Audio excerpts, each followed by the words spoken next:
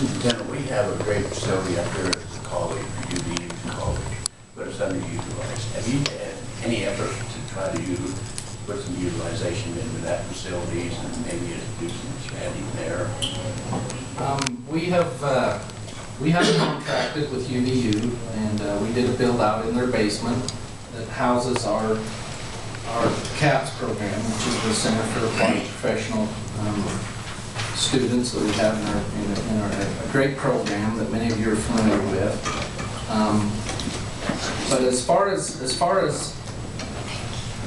UVU acting as a second high school for our county, we don't see that as feasible. It's not really built in a manner to be a high school, and UVU has they're trying. They just replaced their director. They're hoping to ramp things up, and we've been in meetings with them. And as far as I know, they have no interest in selling that building to Wasatch County. Well, I don't know what I'm saying, but you said something applied technology classes you still have at the old school. Could they not be incorporated out there? We have had one class out there in their auto shop that we've partnered with them on. We may have to do that at some point. We don't think that that's the greatest scenario to have our kids driving out there. We do it for our juniors and seniors that are in CAPS and feel like they're responsible students that can handle that. But the numbers that we're looking at, the space that is available, that would be available out there, it's not something as we've studied it that would be a good option at this point. We would like to have a really active UVU presence in Wasatch County, and I think it would be good for all of us. I think the county council and the other politicians should desire a more robust college experience taking place here in the county, and we see at some point, having more of an MTech presence, more of a UVU presence, and having this really be an educational destination for many students. And we just think it'd be a step backwards to even let them off the hook, so to speak. But how do we get them on the hook to do something? We've been trying for 10 years. Yeah, I realize that. And I think that maybe a concerted effort from the district and the council and others, we can put more pressure on them. They probably need, in my opinion, and I just assisted them in some hiring out there and met with them on some different things, and I think they probably need some legislative pressure. Some legislative pressure to offer classes and to stick to it, and not just pull those classes after 1 year because they're following the same ratios they are on the Orem campus as far as number of students go. And I had set up some meetings. I talked with Matt Holland about getting a task force together to do just that, and 2 weeks later it was announced that he was leaving. And I haven't had those same discussions with the new president as yet, but I have with a lot of her staff, and we're continuing to work on that. Superintendent, don't we already, I don't know about league, but fairly high in the state on the number of students we have taking advanced placement and classes through UVU? We do, and specifically, you're talking about concurrent enrollment. Yeah. We generate about 3,500 concurrent enrollment credits at Wasatch High School, which is one of the top high schools in the state for concurrent enrollment. And Is that dual credit? That's dual credit. So they're doing, And that's in addition, to a very strong AP program that we have. Most of those classes are offered in our high school, so they're taught. So they're taught by our teachers. There have been some in the past that's been out at UVU, but we have enough teachers with master's degrees that can become UVU faculty and teach those classes. Mr. Sweat, I have a question for you. I appreciate that you're coming to the councils and to also the cities to be able to coordinate and to look at things. One of the things that bothers me in particular as a council was the location that you chose for the schools. That is a road that is the only road we really have that connects Heber and Midway. and unless we go clear to the outsides to get through there. Adding a school there and adding congestion there could be a big issue for us as a community in and of itself. So when you're asking, you don't understand why possibly the bond passed. I think that's one of the issues that might be of a concern, is that that location is a really hard location for me as a county council that says, we've got a traffic issue here that was never consulted with us as a community and as the council of the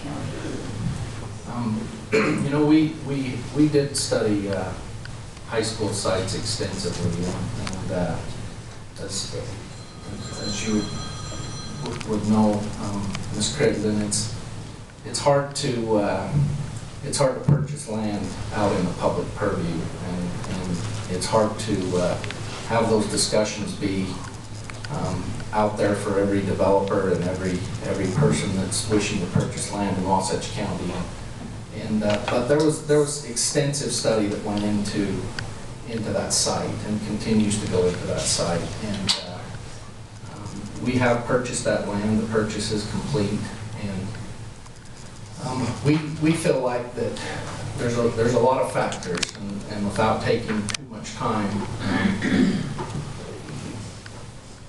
we feel like North Highway 40 for 1,500 kids in a comprehensive high school would be a very dangerous proposition, and is not something that would work, until which time there are collector roads that lead up to Highway 40 on the north, and that there are a series of stoplights on that road that will slow traffic down. Right now it's a 65 mile per hour. My son was leaving town yesterday, and somebody pulled out of Coyote Lane, and a very violent collision took place, and he barely missed it. And so, number one, to move to other areas with larger traffic patterns, we don't feel is safe. We did conduct a traffic study, and we think with a turn lane and a road that would go north to south in front of the proposed high school, that it would be safe. And most of those kids are getting up every morning and driving to our current high school, and they would access a turn lane, and they would turn left, and they would go off of that road into our high school complex. So we are committed to that site. I don't think we're 100% committed, but I think that we're close. And if we run into something along the way that changes our mind, and in discussions with councils and county councils and city councils and so on, you know, there's always other alternatives. But right now, we feel really good about our site. I understand that's your position on that. I understood that for a long time. Yeah. But I think the failure that took place was the school district not communicating with the other entities. I understand that from a law stand in this state that you don't have to do that, but as a community outreach, it would be appropriate to consult all the entities and say, how does this work for you? Because we have to deal with those issues once that school goes in. It's kind of isolated to you that you build the school, but then the county and the city have to deal with those issues afterwards, and deal with the traffic and the other kinds of things that take place. And I understand that you've done that traffic survey, but you were asking questions as to why and how you can better things. It would be in communicating, and it would be in coming to those councils and asking some questions and working with us to come up with those kinds of things. I understand you've made your decision on that property. I appreciate that. Thank you. That's why we're here. Thank you, Superintendent. Council, any other questions? I have one on non-related, but so if everybody's done with questions on the school, as you're aware, we've been doing a transit study in conjunction with Heber City and Midway and Park City and Summit County and Wasatch County. Appreciate the fact, I think there's been district representatives to all of our main meetings, and I appreciate the fact they've been there and have given input and so forth. One of the things that come up in our study, a great number of people, of course, traffic pattern to Park City. The county council or the county, some of us we have as much interest, and the numbers are almost equal between here and Utah County.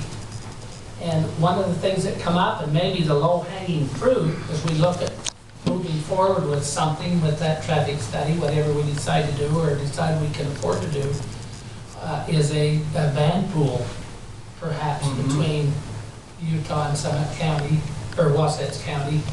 And I thought, and I've kept this as, you know the number probably, how many teachers in Wasatch County, or teach at Wasatch County schools that live in Utah County? Do you know, right off your... There's a large number.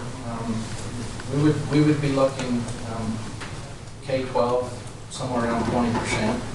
Yeah, so maybe, I know you haven't talked about it, but I wanted to put that idea out there that perhaps meet in a discussion with the board and see what kind of interest there might be from the school board's perspective, whether it was a financial support or whatever it took to perhaps get something like that for our teachers I that are think coming that up. we would love that. I think we would be very interested in working with you on that, and I think that's a great idea. It could perhaps even be put in place next school year, I don't know. But, so I know that's catching you cold. That might even help us in our hiring, as we're hiring teachers from Utah County, if we could offer that.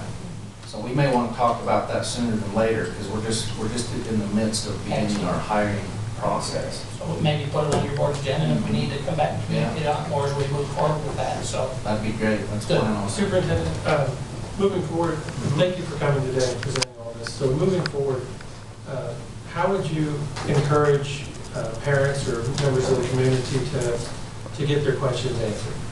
If they have questions that we didn't ask today that they'd like to ask, what would you like to see the community do? Do you want them to go on Facebook? Do you want them to call your offices? Do you want them to come to your board meeting? We are currently planning on making the rounds. This is our first stop, and as I mentioned, our second stop's been scheduled, and we want to meet with every different agency that we can in the next 30 days. Beyond that, after we've done some listening and fact finding, then we plan to host a series of public meetings, and over the next couple of months from there, we would encourage all of our citizens to show up at those public meetings and have dialogue and let us know their thoughts and feelings as it relates to this problem we have with our high school population. In the meantime, contact their local board member. Our board members each represent a fifth of the county, and most folks know who the board member is. If they don't, they can call the district office and find out. And my door's always open. I will meet with anyone that would like to come in and meet. I've met with several people that have, we have a number of people on the side that voted yes that are wondering what they can do, that are calling up and wanting to come and help make this decision. And we offer to anybody on either side of the issue that has constructive criticism or input to call the office and find out who their board member is and set up a meeting with their board member. Or I'm willing to meet as a superintendent with anyone in the county that would like to discuss it. Are your districts, are you guys the same shape as the county 5 districts? I believe we are. I believe it's the same. And you guys have 5? Yes. I'll ask a goofy question. How much do your board members make? Do you know? They would know that. $320 a month. Plus health care, right? Plus health, so district. For the whole family? District health care is offered. The health care package that our teachers receive, our board members receive that same health care package, plus the $325 a month. How My much, father was how in much school. you make? We make between about $28,000 to $30,000 a year as county council. Our budget's about $17 million this year. What's your budget this year? Our budget is, with capital and M&O, is over $100 million. My father was a school board member for a K through 8 tiny school. The only rural community that I could find that was even similar might be in Wallsburg. And there was 120 students. They would go to these meetings, they would start at 6 o'clock, they never ended before midnight. And I would hear him early in the morning having breakfast with my mom talking about the meetings and how horrible and painful they were. Because you're not just talking about finances, you're not just talking about buses, you're not just talking about teacher salaries, you're talking about raising your children. It's a very low salary. Thank God for you guys, because I don't want to do it. And a lot of people don't, because it's a very hard job. So we appreciate the work that you guys do. Thank you for coming to us today. Council, do you have any other questions? Does anyone have questions on the numbers? Does anyone have a dispute about the numbers that were presented, or you'd like to research it some more before you say anything about that? And I would love to meet with any of you individually to further go in depth on the numbers, to have discussions. Please just contact me. There's only one other number thing that was kind of shocking to me, is that we only have 2 middle schools. And I've never been in a community where if you put in 2 high schools, you would have a middle school feeding a high school. I mean, I know that you've got these numbers all out there, but I've just never been in a community, and I've lived in several, where my kids have gone to school, and I've never seen a community where 1 middle school feeds 1 high school. That just isn't equating to me. I know you're putting these numbers out here, but that one just doesn't make sense to me. It's a model that would work for us well. We've got the, obviously we're going to need a new elementary school sometime in the next few years, but our middle school situation would be in good condition if leaving our need at the high school. But the 3 grades flowing into a 4-grade high school works well. Well, and that's typically what happens in all of them. It's just that there is typically at least 2 middle schools that feed a high school. But how many, I don't know the answer to this. So you've got 3 grades, and you're going 9 through 12 is your high school. Mm-hmm. So you've got 6, 7, 8 is your middle That's school right. here.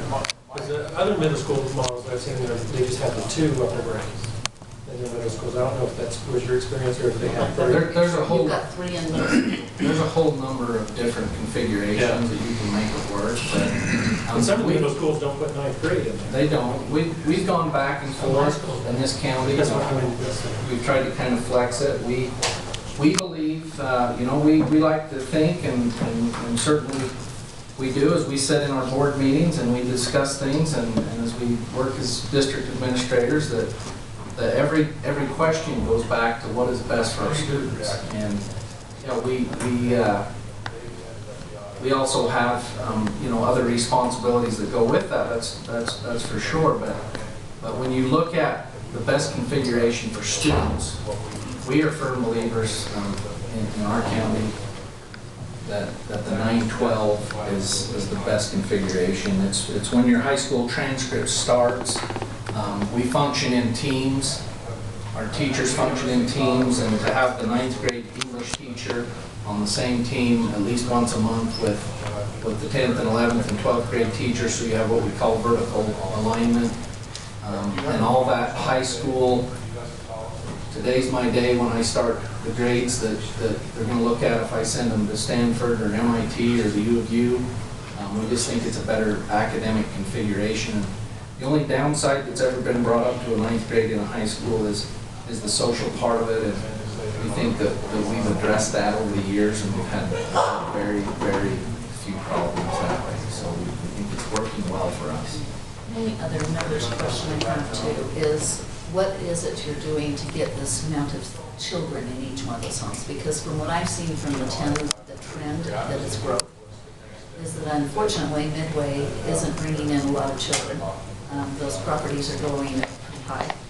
We also have the Jordanelle area that's similar to that. I know that we have the Heber area that might have more of that demographics of bringing in children, but as the property prices continue to escalate, it will bring in less of the young families. Has that been taken into consideration in this study? That's all figured into the study, and they're well aware of the birth rates, and they're well aware of the increasing property values. They report to us that that's certainly factored in, and It's the yield factor component. and we do, you know, we do have the number, we know we know what the average number is in the past, and as they adjust that in the future, and as they look at the type of subdivisions that are going in, I believe the 600 homes going in between Main Street and Mill Road, they are going to have students in those homes, and a lot of the developments, and they look at that development by development. It's not a countywide number. It's So not they have even- tried to take that into They consideration? have. The answer is yes. yes. So Marilyn, you can see right here on the yield factor for the Midway. So for every home that is built, single family, detached, so that would be just a resident, that would be like a condo that's attached. There's 0.69 students per household. And so if you scroll down to Heber City, It's one. it's one per house. And that looks at your regular house versus your multi-family And you house. can see that they've taken into the Red Ledges, they've taken in Jordanelle and Mayflower. They've looked at this almost, in a micro area by area. Okay. And so I think it's very detailed. In your meetings that you have planned upcoming, do you anticipate having the people who perform these studies at the meetings to answer questions? Absolutely. We'll have a number of our advisors and experts at those meetings from, top to bottom. We'll have those folks there. I think it's a very good thing that you're doing this listening tour because, Ms. Crittenden's asked a lot, Councilmember Crittenden's asked a lot of good questions. These are the type of questions that some may be afraid to ask. And so it's really good that you've come and you've gotten a little bit of feedback today. Because it's uncomfortable to come to meetings and to field questions when you don't know what's coming. But thank you for doing it. Anything else, council? Mike, do you have anything? No. All right. Do you guys have anything else to do? I think we're good. Everybody say yes, sir. Would it be possible to have you send this, PowerPoint to us? If I send it to Mike, then he can get it to all of you guys. We'll send him the entire presentation. Give it time to go through it. Absolutely. We will send you the results of our student, our parent poll as well. There's a number of questions. We just showed you the one. When is our interlocal? 25th. 25th. Do you guys anticipate attending our next interlocal meeting? We sure can. And that's held here on the 25th? What 6 time? p.m. 6 p.m. I think the county will host this year. Thank you very much, guys. We appreciate it.